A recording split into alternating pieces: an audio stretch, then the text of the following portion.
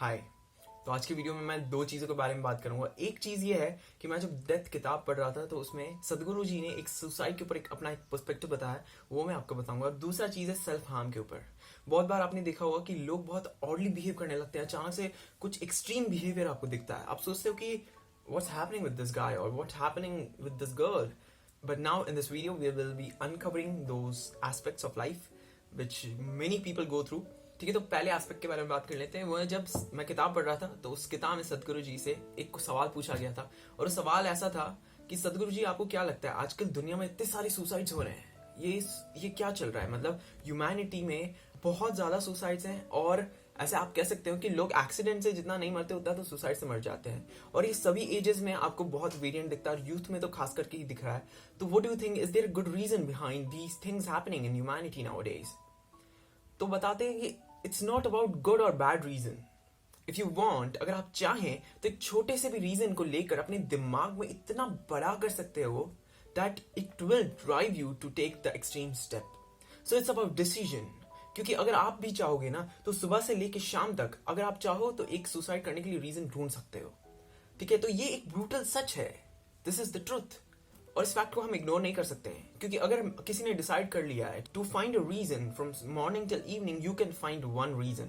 अगर आप चाहे तो आप पास में जा सकते हैं। ठीक है, किसी ना किसी ने आपके साथ कुछ ना कुछ बुरा किया हुआ होगा एंड आपने उस मोमेंट में बहुत सफर भी किया होगा। तो आप क्या कर सकते हो, you can take that reason and magnify in your mind. Think about it every single moment throughout the day, and you will realize towards the end of the day you will have suicidal thoughts. You will think like ending your life. So it's a decision. And फिर सदगुरु ये बताते हैं कि अगर आप मुझसे पूछेंगे तो मैं सुबह से लेकर शाम तक जीने के लिए कारण ढूंढते रहता हूँ। और दूसरी एस्पेक्ट की बात कर लेते हैं, दैट इज सेल्फ हार्म। पूरे इंडिया में, पूरे वर्ल्ड में एक पर्टिकुलर एज पे या फिर ऐसे कह सकते हो जिंदगी में एक मोमेंट आता है when you start self harming yourself, cutting करने लगते हो and what not. You know what I am talking about, right? तो ये क्यों होता है? आप सोचते हो why is that person doing that? तो इसका रीजन, पहले तो फर्स्ट रीजन जो मुझे पता चला था दैट वाज रियल और इमेजिनरी गिल्ट। अगर आपके दिमाग में या तो कोई रियल या फिर इमेजिनरी गिल्ट है कि आपने कुछ कर दिया and you feel guilty about it, then you will start harming yourself, you will start punishing yourself. And the other thing is, बहुत बार जब आप oddly behave करते हो और किसी को extremes पे जाते हुए देखते हो कि वो क्या कर रहा है अपने साथ यार, that is because they are suffering internally so much. वो अंदर इतना ज्यादा सफर कर रहे होते हैं कि they start materializing it. मतलब कि देखो, एक इंसान सफर कर रहा है और उसकी सफरिंग पता है कब बढ़ जाएगी? मान लो कि आप यहाँ पे बैठे हुए हो कार में, आपके बाजू में एक इंसान है जो सफर कर रहा है, and that person will suffer even more if you don't even recognize that person is suffering. तो बहुत बार जिंदगी में ऐसा होता है कि आप सफर कर रहे हो और आसपास के जो लोग हैं उनको ये पता तक नहीं है। तो इट्स लाइक आपकी सफरिंग बढ़ जाती है क्योंकि आप किसी को बता नहीं पाते हो, आप अंदर ये दबे रहते हो, और जो आपके फ्रेंड्स होते हैं वो आपको सोल्यूशंस भी प्रोवाइड नहीं कर पाते हैं। तो ये चीजें होती है that you are suffering so much. So what happens is, in order to materialise and to make people know that you're hurting so much inside, you start doing these weird things that people think that this person has gone mad. What is he doing with his life? What is he doing with his body or her body? It's because that person is suffering inside so much और किसी को पता नहीं चल रहा है और वो इस वजह से और सफर कर रहे हैं। तो दिस इज द रीजन। बहुत टाइम बाद मुझे रीजन पता चला। बहुत बार मैंने ये भी देखा है, घर में अचानक से कोई बच्चा है वो अचानक से वायलेंटली बिहेव करने लगता है या फिर एक अजीब सा बिहेवियर होता है। जैसे मैं अगर आपको एग्जांपल दूं तो मुझे एक पेरेंट ने मैसेज किया था और बताया था कि उनका जो बच्चा है वो अचानक से चिल्लाने लगता है, अचानक से खुद को मारने लगता है एंड एक्सट्रीम वायलेंट बिहेवियर। तो फिर यार जब मैंने ये सुना तो मुझे रियलाइज हो गया कि that person is suffering from inside. And क्या होता है ना, बहुत बार ना मेंटल इलनेस को बहुत ही ज्यादा इंडिया में कम माना गया है, या फिर आप कह सकते हो कि टैबू टॉपिक जैसा हो जाता है। ये आप किसी को बता भी नहीं सकते हो, आप खुल के साइकोलॉजिस्ट के पास भी नहीं जा सकते हो। और बहुत सारे इंडिया में ऐसे बच्चे हैं जिनके पेरेंट्स को बता तक नहीं सकते हैं that they are suffering from something. ये यूट्यूब चैनल स्टार्ट करने का बहुत बड़ा रीजन एक पता है क्या है? मैंने एक वीडियो बनाया हुआ है पावर ऑफ नाउ वाला, my experience after reading power of now, and my life literally change and it was a wonderful feeling after that. ठीक है, उसके बाद और भी इंसिडेंसेस हुए हैं, बट एक बहुत ही रेडिकल शिफ्ट आ गया जिंदगी में।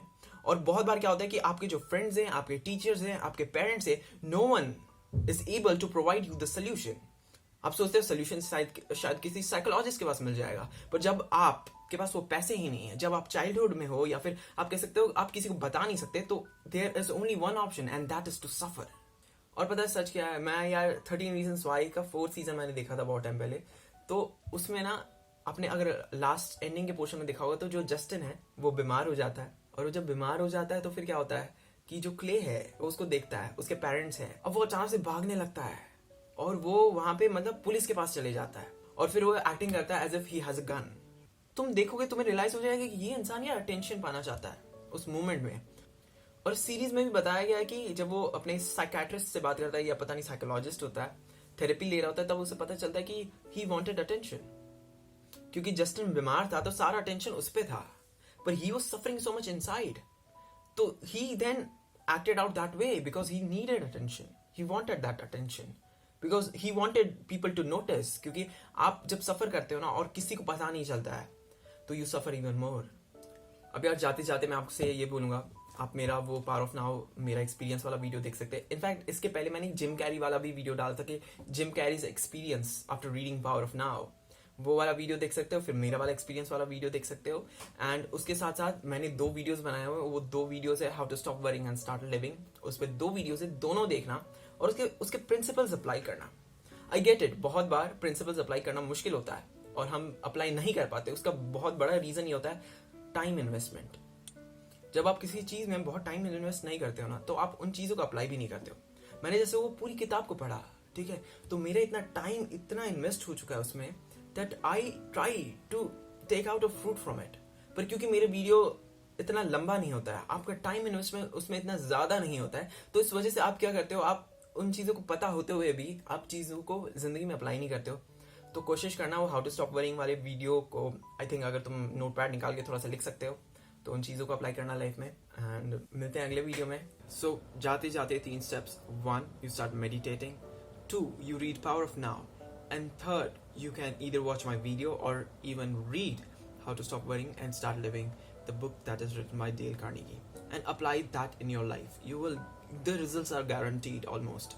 ठीक है, बहुत अच्छी किताब है वो भी, पावर ऑफ नाउ भी बहुत अच्छी किताब है। अब आप सोचते हो पावर ऑफ नाउ में क्या स्पेशल है, बेसिकली पावर ऑफ नाउ में वो मेथड्स बताए गए हैं जिसका इस्तेमाल करके माइंड आपको सफर करवाता है। तो जब आपको सारी स्ट्रैटेजीज पता चल जाती है ना तो you start laughing at life.